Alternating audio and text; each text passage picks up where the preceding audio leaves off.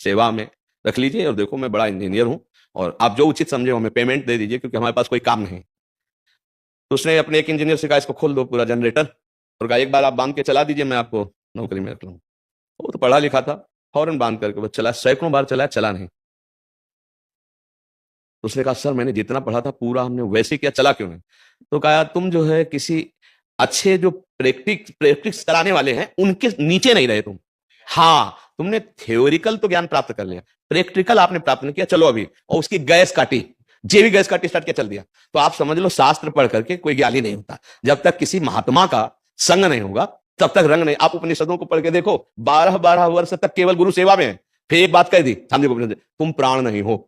एक एक बात बताते जा रहे हो, और वो 12-12 वर्ष तक सेवा में लगे। क्यों? अंतःकरण पवित्र हुआ, बताया तुम प्राण नहीं हो, चिंतन करो, तुम ये नहीं हो, तुम ये नहीं हो। तो अब जो बचा सो मेरा स्वरूप, और उसी में स्थित हो गए।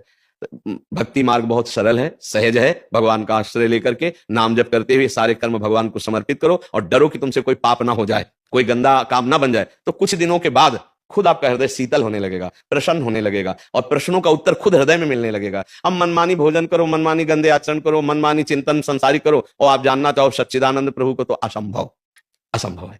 वास्तविक जानना तभी होता है जब भगवान गुरुदेव के रूप में विराजमान होकर हमारे को अपना स्वीकार कर लेते हैं, और हम उनकी आज्ञा के अनुसार चलते हैं। सच्ची बात मानना। हाँ, मोक्ष मूलम गुरु कृपा। गुरु कृपा जब होती है तो साधक को समझ में आने लगता है।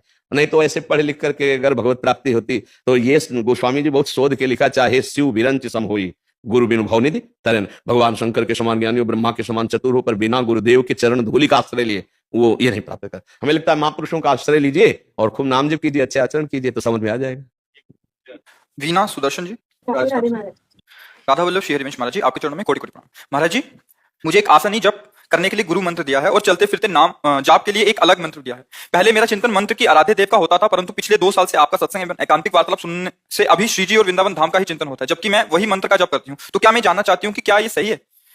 हम तो आपसे प्रार्थना करेंगे, सत्संग सुनिए और अपने मार्ग को पुष्ट कीजिए। आपको जो गुरुजी ने मंत्र दिया है, जो गुरुजी ने नाम दिया है, उसी में रति कीजिए। जो उपासना दी उसी में आसक्त होइए। उसमें जो आपकी कमियां वो सत्संग से सुनकर पूरी कीजिए। हमारी तो राय है, यदि बलात् चित्त का आकर्षण हो रहा वृंदावन की तरफ, तो फिर कृपा मान लीजिए। बलात् चित्त का आकर्षण हो रहा प्रभु की तरफ, तो मतलब प्रभु इस मार्ग में आपको घसीट रहे हैं कि किशोरी जो अपने चरणों की तरफ आपको आकर्षित कर रही हैं, तो उसे कृपा मान लीजिए। अगर कृपा नहीं मानते हैं, त्रुटि मानते हैं, तो सुधार कर लीजिए। दोनों बातें हैं। हमारा उद्देश्य भगवान में तन्मय होना है, चाहे वो राम कहो, कृष्ण कहो, शिव कहो, हरि कहो। कई प्रकार की भक्तियां होती हैं। अगर अभेद भक्ति, जैसे आद्य गुरु भगवान शंकराचार्य, ये अभेद स्वरूप है, मैं वही हूं, इसमें कोई अंतर नहीं है, क्योंकि वही तत्व है, और उसे भेद करके उपासना करके अभेद हो जाया जाता है। जैसे हम माना कि मेरे भगवान अमुक, और जब तन्मय होंगे तो मैं भूल जाएगा, केवल भगवान रह जाएंगे। बच्चा एक आखिरी स्थिति सबकी एक होती है, वो प्रारंभ से एक लेके चलते हैं, एक ब्रह्म द्वितीय नास्ति। यहाँ उसी सवाल हल करने को लिए हम द्वैत स्वीकार करते हैं, और द्वैत से अद्वैत हो जाते हैं, और अद्वैत से फिर प्रेमाद्वैत हो जाते हैं। अब ये गूढ़ रहस्य है, तो पहले अपने प्रश्न का समाधान इतना समझ लीजिए। यदि आपको लग रहा है त्रुटि हो रही तो संभाल लीजिए, और लग रहा है कृपा हो रही है तो तन्मय हो जाइए। नंददास जी से गोस्वामी तुलसीदास जी ने पूछा कि हम तो उन दोनों गुरु भाई है, राम जी में क्या कमी हुई जो श्याम जी को तुमने पकड़ लिया? वही राम जी वही श्याम जी, तो श्याम जी में ऐसी खास क्या बात हुई जो राम जी को छोड़ दिया? गोस्वामी तुलसीदास जी के गुरु भाई, तो उनका छोड़ नहीं दिया। इस बंसी वाले ने बंसी की ध्वनि में मेरे चित्त को चुरा लिया और गुलाम बना दिया। मैं जानता हूं जो सारंग धनुषधारी है वही बंसीधारी, अब क्या करूं?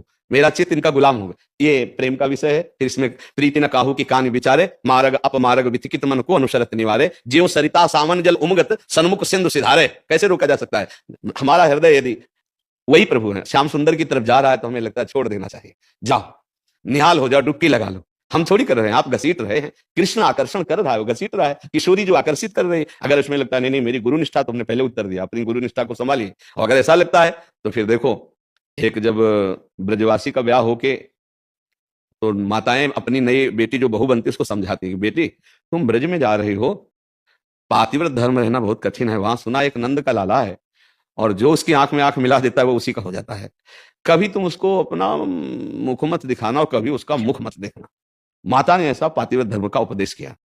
ठाकुर जी सखाओं के साथ खेल रहे थे, जब देखा कि ब्रज का ग्वाला नई गोपी लाया है, तो कहा ये अपनी बहू से कहे कि मुख दिखाए, और चढ़ गए रथ पे। अब बहू को याद आया कि माँ ने कहा था कि मुख न दिखाना और न देखना, नहीं पातिव्रत धर्म नहीं रह पाएगा। अपने पति से जो प्रेम है वो ऐसा कि उत्तम के बस असमन माही, सपने हो आन पुरुष जगना ही, तो पातिव्रत धर्म का उत्तम लक्षण थे ही। वो मुंह नहीं खोले। लालजू से सखाओ ने कहा, कन्हैया तू भी बावरा है, यार इसको मुंह दिखाई तो कुछ दे। ठाकुर जी ने हाथ फिर भी मुंह नहीं। ठाकुर जी रथ से उतरे और कहा आज मैं प्रार्थना कर रहा हूं तो तुम मुख नहीं दिखा रही हो, कल आप प्रार्थना करोगी, रोगी हमारे लिए। ब्रज क्षेत्र है। जब ठाकुर जी ने इंद्र की पूजा रुकवा दी और सबकी रक्षा के लिए गिरिराज धारण किया तो सब त्राहिमाम बोलकर भाग कर आ रहे थे गिरिराज जी की तलहटी में। अब उस नववधू को उस समय प्राणों पर पड़ी हुई थी, वो शिक्षा माता की विस्मृत हो गई, भागी हुई आई और जब देखा 7 वर्ष के लाल जो महाराज गिरिराज, वो सौंदर्य माधुर्य जो बड़े बड़े मुनियों के हृदय में क्षोभ पैदा कर दे, जिनकी रूप माधुरी का श्लोक सुनकर के श्री सुखदेव जी परमहंस आशक्त चित्त होकर 18,000 श्लोक कंठस्थ किए, वो रूप माधुरी ठाकुर जी। जे भी रूप माधुरी देखी तो कहा मां तूने इतने दिनों तक मेरा बड़ा अमंगल किया, अमंगल किया, तूने साधारण धर्म की शिक्षा देकर परम धर्म से विमुख कर दिया। मूर्छित हो गए। 7 दिन नेत्र नहीं खुले, नेत्र खुले तो अपने घर में।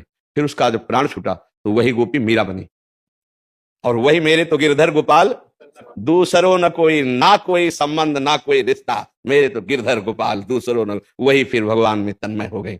तो ये क्षेत्र ऐसा है। रसखान जी कहते भाई हम तुमसे प्रार्थना करते मत जाना ब्रज में।